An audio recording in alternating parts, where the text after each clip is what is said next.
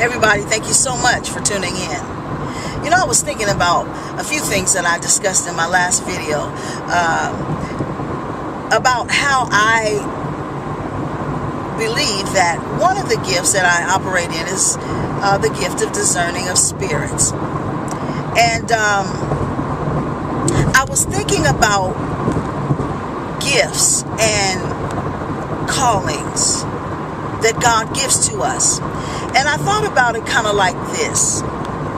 You know, when you go to a fast food restaurant and you get you a soda, you go up to the machine to pour your soda. Well, you have a variety that you can choose from. You know, you can pick Coke, Sprite, root beer, orange drink, you can Diet Coke, any number of drinks that you can choose from. But the thing is that any of those drinks that you choose is going to be from the same machine. No drink is any greater or any less than the other. And I believe it is the same with the gifts and callings that God gives us. No gift, no calling is greater than or less than the other, because it's from the same Spirit. And none of us are the originator of any gift or call that we have.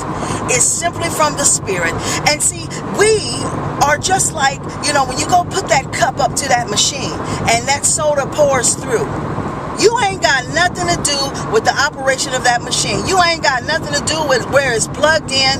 You ain't got nothing to do with the ordering of the type of sodas and the hooking up. You ain't got nothing to do with none of it. We ain't got nothing to do with none of that. We just go up to the machine, pour the soda, and pick the kind we want. And so it is with your gift and your calling. You ain't got nothing to do with it. I ain't got nothing to do with it. It is from the Spirit. The Bible says we've all been given one Spirit to drink. And now He might manifest and show Himself in different ways in all of us, but nevertheless it is the Spirit, and He gets the credit and the glory for whatever we do. And I say that because so often, you know, we're living in a day and a time now where people are so closely associated with their titles. It's like they're identified by the title, they're identified by the gift, which is so ridiculous, because the Son of God Himself was just Jesus. Read the Bible. It just says, you know, and Jesus said, and Jesus said, and Jesus, I mean, it didn't say, and prophet Jesus said. And if He was identified with anything, it would be because someone else identified Him as such.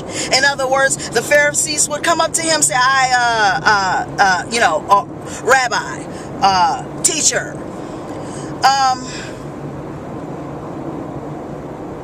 Others would identify those things about Him. He never said that about Himself. And so really, you know, who we are, it just will show. You know, we don't have to get a card with printed prophetess, Dr. Apostle, Apostle, prophetess, Reverend, evangelist, bishop. We just don't have to do that, because anyway, listen, the Bible says, what do you have that you did not receive?